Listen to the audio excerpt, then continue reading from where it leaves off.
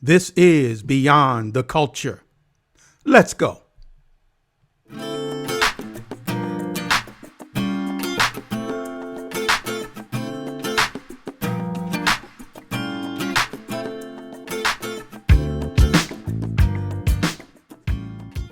I'm so excited that you took the time to join us on the next episode of Beyond the Culture. This is the show where we embrace change and challenge cultural norms and ideals. I'm your host, Dr. David Walker. I'm looking forward to my conversation today. But before we get to it, of course, we are living in a very challenging time. Many of us are still dealing with COVID-19. And of course, many of us are a challenge living in a divisive community or divisive country, I should say.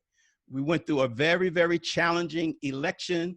America is still divided, and there are not a lot of great stories to be told. But today, I think that I have a guest today where we're going to have a great conversation. And tonight's theme is really about coming back from any situation, coming back from any challenge, no matter what you're going through, whether it's with your health, whether it's with your finances, or whether it's with your relationship, you can come back from any and every situation. So I have a guest today, and he is known as the comeback expert. My guest today is Mr. Lewis Mora III, and as I said, he is the comeback expert. And Lewis helps individuals and organizations to come back from any situation. And he has a quote or theme that he lives by where he says, when life knocks you down, you don't have to stay there. Let me say it again. When life knocks you down, you don't have to stay there. So I want to welcome to Beyond the Culture today, my guest, Mr. Lewis Mora III. Welcome, Lewis. Good evening, my brother. How are you? Man, I am doing great, and I am super excited about you being on the show.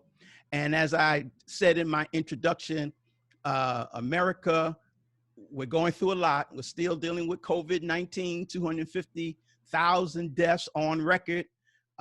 We just came out of a divided election, but there is good news, and there is comeback news. And that's why I wanted you on the show. So we're going to have a great conversation today. But before I get into talking about you, I want to start here because you're from California, San Francisco. Yes, I'm from the Bay Area. San Francisco is about 20 minutes from my home, 20, 30 minutes. Yeah. So since you are from California, I wanted to start this conversation off with acknowledging a fellow Californian. Her name is Kamala Harris. And as we know, Kamala Harris has just been elected as the first African-American woman to be vice president of the United States. And I wanted to ask you about it because you have several connections. Again, you're both from California. She's the senator from California, but then you both are members of the Divine Nine. She's a AKA Alpha Kappa Alpha. You are Alpha A Phi A, which is Alpha Phi Alpha.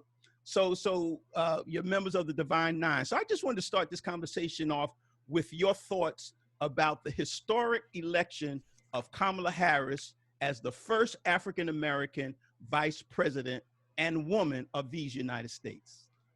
I think it's more than anything remarkable because she had put in the work for a long period of time, from being the first governor for the California, then Senate, then also having that desire within herself to say, you know what, I'm going to run for president. And unfortunately, during the primary, she didn't make president, but they saw enough in her. They saw the skill set. They saw how determined she is, and how well versed she is as a prosecutor, for her to say, you know what, this is someone that can be my running mate. So it's historic to know that she's the first African American. But also, it's feel good to be the part of the Divine Nine, because when I think about Martin Luther King, he's a brother of Alpha Phi Alpha. So when I think of Kamala Harris, she's a sister of Alpha Kappa Alpha.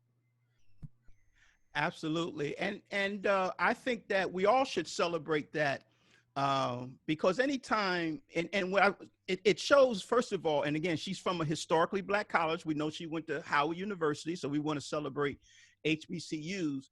But I think that it just goes to show when doors of opportunity are open for us, we can walk through because God has given us the ability and the talent to do so. Absolutely. So let's go here with the conversation. As I introduced you as the comeback expert. That's what you are known for, and you have that title basically because throughout your entire life you've had a series of comebacks. Yes. And so I want to start at the very beginning, because when I was doing my homework and doing my research, it said that you have your comeback artist ever since birth, because you were born with an abnormal heart and you had to fight for your life undergoing open heart surgery as an infant. So let's talk about your first comeback of being born and having open heart surgery as an infant.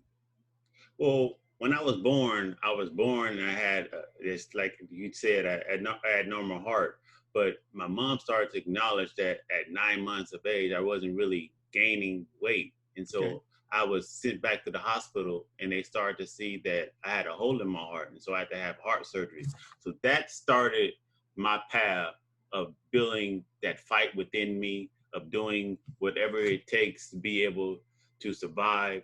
And it gave me the mindset, but also I start to feel in my DNA that if I can get past this, I can get past everything that comes my way. And so that started my first comeback of me going through heart surgery. But then as I got a little bit older, it didn't stop there. As I got to 7 years of age, my brother was calling my name because I was shaking, and when I was shaking, I was having a grandfather seizure. And so I had to go to the hospital and get prescribed medication to deal with my grandfather's seizures. And it's been over 20 years since I had a seizure, but I finally figured out how to overcome seizures, but also have the discipline of knowing the things that I could do and the things that I couldn't do. And I think sometimes I always tell people that in life, everybody's going through something. It's something, some things are visible and some things are invisible. Now, when it comes to the my heart surgery and the epilepsy, that's invisible, but I still had to go through it. Sure. And I know other people are still going through things. So as you listen to this recording, just remember, everyone's going through something. Some things are visible, and other things are invisible. But it's just how you're going to deal with it to be able to set yourself up for success, to be the person you know you can be.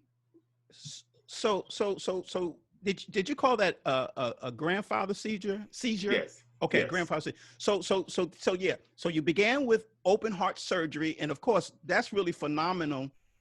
That as an infant, you have to deal with a life-threatening disease, and of course, it takes a lot of faith of your parents, because I'm sure your parents had to have faith and to believe, and and then you talk about your DNA, so you kind of get that from them. But even from the earliest of age, you were fighting and trying to make a comeback. And then I read about you were also labeled with ADHD, and we know that is attention deficit disorder, and some people call it where you have hyperactive activity or hyperactivity disorder, and then some thought you were had a learning disability. So I know that there are a lot of people have experienced ADHD. As a matter of fact, my daughter, when she was growing up, she experienced it, and we had to work with her throughout her life. So I want you to take us to that situation, take us back, take us how it was, living with that experience. And then again, it says they thought you had a learning disability, which means that you may not have, but it was maybe the function of the ADHD. So talk about that, because I'm sure that there's some people who are listening with us, they may be going through it now, or they may have had that experience in the past themselves. Absolutely. As you listen to me, I want you to think about, have you ever heard of a problem child? Well, when I was growing up, I was a problem child. I was that child who would go to school, who instead of sit down and listen to the teacher, I would crack jokes and just be disruptive to the teacher. All right. And throughout elementary, I would go to the school, and at recess, I would get in fights. And then they got to a point where they pulled me into the office and they said, "Lewis, I've been trying to talk to you over and over and over again. You're getting expelled." And so I got expelled from school. And that was a pivotal point in my life, because I knew that things were about to be different, because I got sent to a school for remedial classes because they thought I had a behavioral problem. And when I got sent to that school for remedial classes, I started to get behind with my schoolwork. And that was a rude awakening, because I knew that the work they was giving me was easy. So I said, I have to get out of here. And so year after year after year, I was making a point to prove myself all the way to the 11th grade, in which I finally got out of remedial classes and I finally went back to regular ed. And so there are times when people make comments or they label you, but you have to have the mindset and belief in yourself that, in spite, they might make something of you and say things about you, that you got to believe that you can do it, and you have to literally do it and prove them wrong. Because it's nothing more refreshing when I see teachers now and it's like, wow, I didn't think that you would be the person that you are today. And it's because I believed in myself when other people didn't believe in me. But I'm so thankful that I had a support system around me as well. When you mentioned my parents, my brother, my sister, but also doing the things I had to do every single day to be in the position where I'm at now. So I know that you can start off one way, you can get labeled one way, but I always say what Charles Allen says: once you say a person or a situation is hopeless, you slam the door in the face of God. Just because you get down on your luck, don't mean that you can't rise up again. You can make a comeback. Absolutely. And I love what you said about, you use the term label or labeling. And in your case, the labeling had to do, it's a medical term, ADHD. Yes. Because of hyperactivity, you got labeled. But you don't have to have a medical issue in order to be labeled. Everybody, regular people, sometimes people can label you. And usually labels are designed to create an inferiority in a person. And you also use another word, as you were talking, you used the word mindset, which means that, if someone labels you, you got to be able to shift your mindset and not allow the label to affect you negatively so you don't succeed. And so I kind of, in listening to you talk, I'm kind of hearing that from you, that sometimes labels can be put upon you, challenges can be put upon you, but there's always a way to come back. There's no such thing as you can't make it. There's no such thing that you can't come out of it. There's a comeback spirit in all of us. Would you agree to that? Absolutely. I always say that in one of my premier speeches, there are times in life you're given a word, but you don't have to accept the word. And so when you're given that word and you're labeled, if you accept that word, then that's going to eat you up. But if you reject that word, you're going to do everything you can in your power to rise above and be the person that you can be. Yes, yes. Now you just mentioned you have a like a signature story, a message that you give And I want to talk about that now because, again, this whole conversation is about coming back, and you are the comeback expert. And so, yes, you overcame um, a birth abnormal heart as a child. You had surgery. You came back from that. Secondly, you were labeled ADHD, a hyperactive child, but you wouldn't allow that label uh, to cause you not to succeed, and you came back from that. But there was something that happened to you in the year 2003, and you labeled this as your greatest comeback, the greatest of all your comebacks. You talk about something that happened to you in the year 2003. You were in a near fatal motorcycle accident, which projected your body through the air and resulted in debilitating injuries. So I've heard you tell this story. I've seen you on the stage tell a story. And I want you to tell that story for us today, just like you would do it in a presentation. And you just share with us about your greatest comeback. Well, callers, I want to talk to you about taking hits. One thing I know, as you go through life, you're going to experience some hits. You're going to count some hits when it comes to your health. You're going to count some hits when it comes to your relationships. You're going to count some hits when it comes to your finances. You are going to count some hits when it comes to your goals and dreams. And the question might be how you deal with the hits. I think about one of my favorite quotes. It's by Rocky Balboa. And it says, life is not about how hard you can hit. It's about how hard you can get hit and keep pushing forward. It's about how much you can take and keep pushing forward. And then he says this, and this is what I love. He says, nobody hit you harder in life. And don't we understand that so well?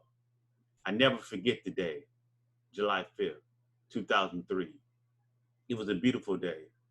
It was a gorgeous day to go for a ride. And so I decided to go for a ride on my motorcycle.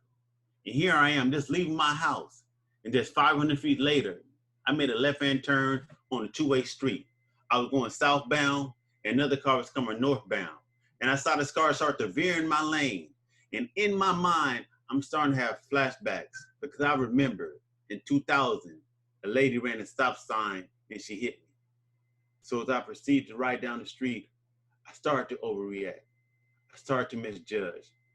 And then I veered too close to the curb, and my back tire hit the curb, and that made me project off my motorcycle, and I landed on my back in a flower bed. I'm looking up at the sky, and I'm saying, Lewis, man, get up. Get up, man.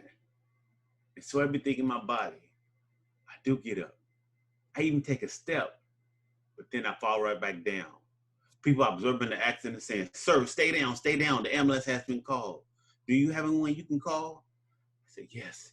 I pointed to my cell phone, my sister Tracy. Minutes later, the ambulance show up. They put a mask over my mouth and it put me to sleep. I find myself waking up in the hospital, and before the bed is my family. My mom sees me open my eyes. She comes and grabs my hand and she strokes my forehead. She says, baby, you know you've been in a serious motorcycle accident? I said, yeah, Mom, it's gonna be okay. I just wanted to comfort her. And out of nowhere, my younger sister, LaWanda, she says, Lewis, can you move your toes? And I attempted to move my toes, but I couldn't move. The family looking at one another with disbelief because I couldn't move. Mama said, baby, son, you're gonna have to have surgery. Lay here. And so naturally, I went to the surgery, and the surgery was successful. I find myself back in the room praying, thanking God that he didn't take my life, thanking God that I'm still here. Minutes later, I hear a voice, excuse me, Lewis, she's the doctor from the surgery. You mind if I come talk to you? I said, yeah, doc, you can come talk to me. He says, great news, Lewis. Your surgery was successful, but I have to be honest with you. Because you breaking your ribs, because you puncturing your spinal cord, he says these words to me that I never, ever forget. He says, Lewis, you will never walk again. Never walk again, listeners. As I laid in bed, replaying that in my mind. Never walk again. I'm starting to ask myself the question, would I ever get on the basketball court and play basketball again? Would I ever get on the dance floor and dance again? But then I reflected on a quote by Les Brown, and it says, sometimes in life, you might have been given a word, but it's up to you to accept the word. And here's what I know. I know that many people have been given a word that the economy is too slow. You can't go out here and make any money. Given a word that you go to the doctor for a routine checkup and you get diagnosed with a health condition. Given a word that the love of your life walks into the room and says to you, I no longer want to be in this relationship. But although you're given a word, you don't have to accept the word. And so I didn't accept the word. It's been 18 years since I went from a wheelchair. Then I went to a walker. Then I went to a quad cane. And now I'm on a single cane. And I'm not going to stop until I'm walking without assistance, because it's impossible for a man or woman who will not quit. So I encourage you, the next time you get hit by life, remember these words by Rocky Balboa. That life is not about how hard you can hit. It's about how hard you can get hit and keep pushing forward. It's about how much you can take and keep pushing forward. This is Lewis Moore, the comeback expert, reminding you, when life knocks you down, you don't have to stay there.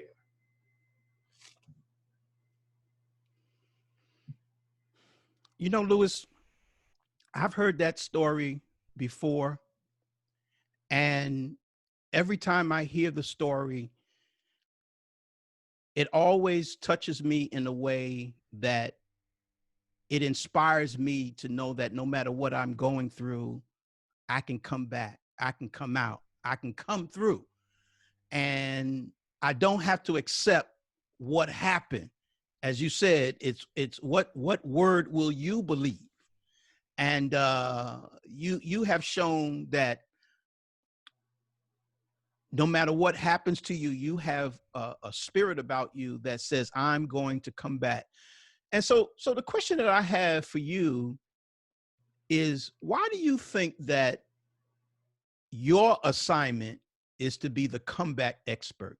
I believe my assignment is to be the comeback expert because God has put me through a series of events in which I made a comeback, and I know what it takes to make a comeback. I know that you have to have a positive attitude. I know you have to have a level head. I also know that you have to have the willingness to make the comeback, but also show people by example what it is to make a comeback.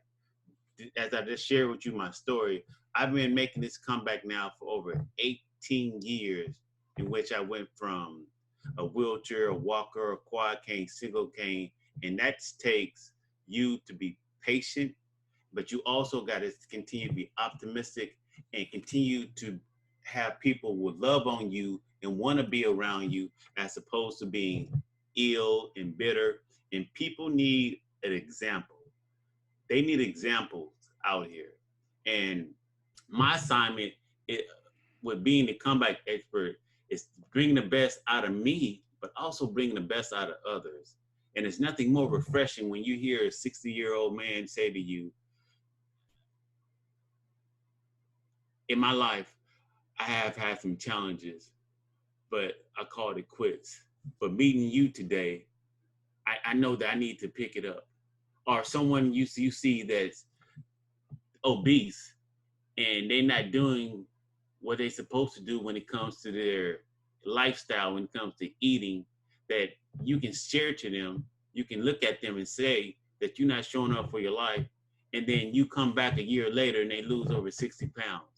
Because God have given me the opportunity to speak from a place in which I can have empathy, but also can be direct, but also share with you how you can make a comeback in your life.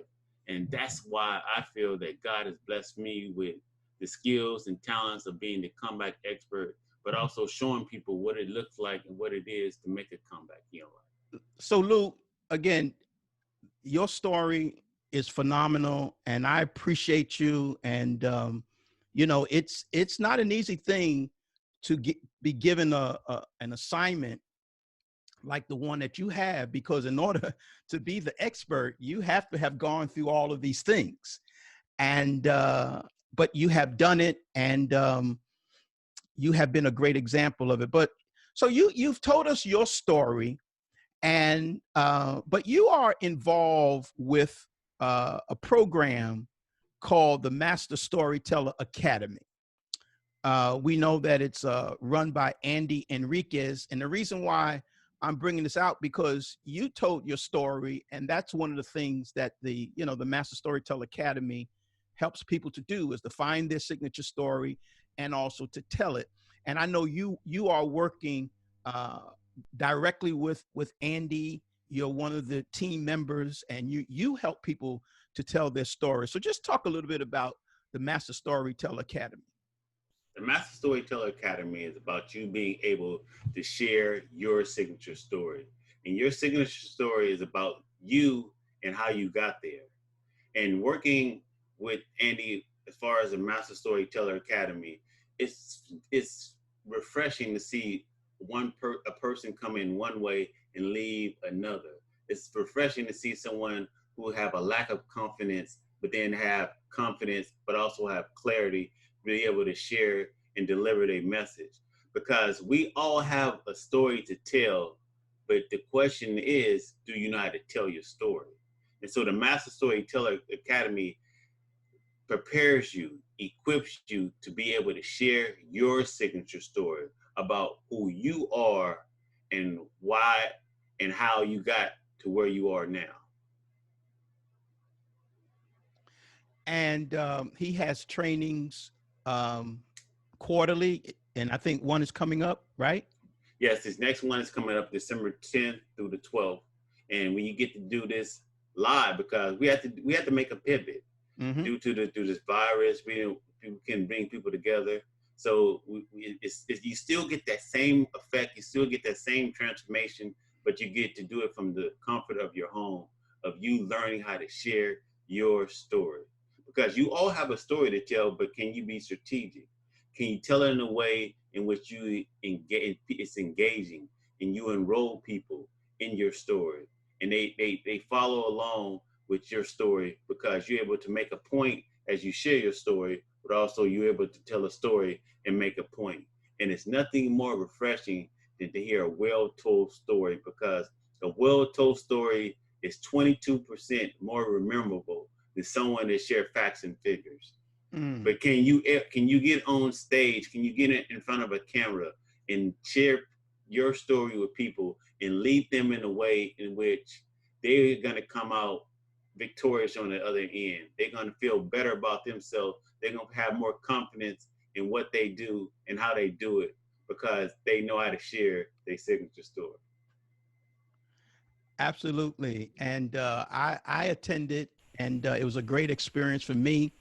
Has helped me tremendously with my story. And later on, we'll give a website address if you have it. And Yes. but let's I want to as we get ready to close, I want to thank you, Lou, for this inspiring conversation today about coming back. And I want to ask you, and I know you've said a lot of inspirational things throughout the entire message, but as we close, I just want you to leave us with one final inspirational message, just one message that you can leave this audience with. Absolutely.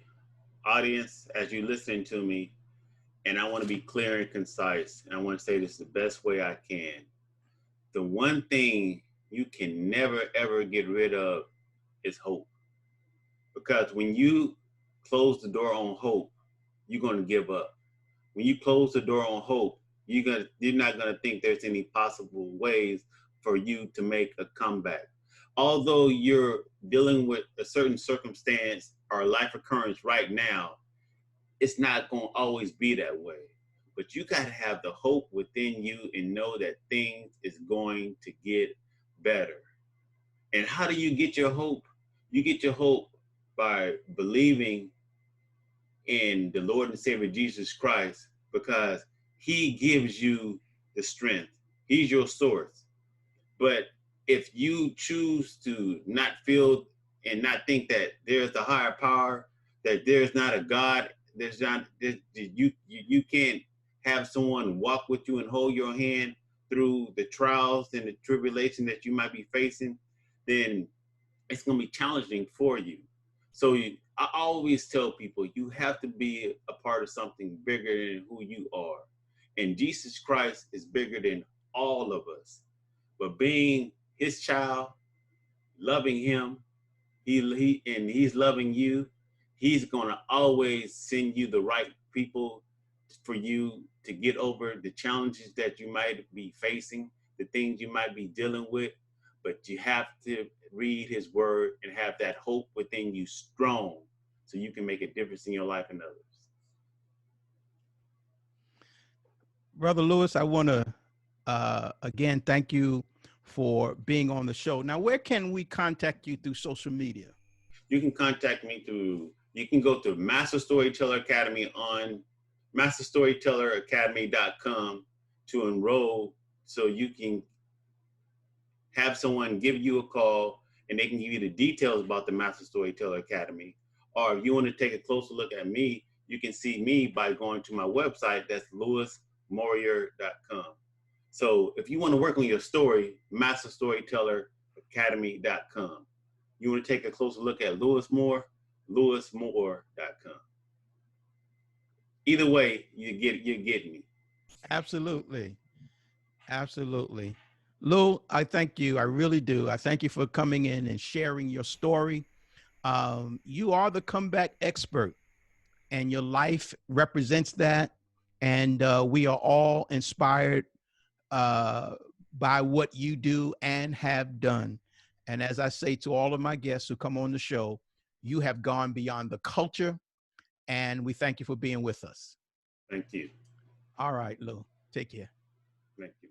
Now, if you want to continue to hear inspiring interviews like the one you heard today, I want you to subscribe to this podcast on iTunes. Also, rate the show and please leave a comment. I would also love it if you would share this podcast with your friends to let them know that we're on. Finally, please go to our website at www.beyondtheculturepodcast.com, or you can email me at beyondtheculturepodcast@gmail.com. On the website, you can subscribe to the show and connect with me by leaving your email address. I'd love to hear from you. This is your host, Dr. David Walker, and we'll talk again on Beyond the Culture. Take care.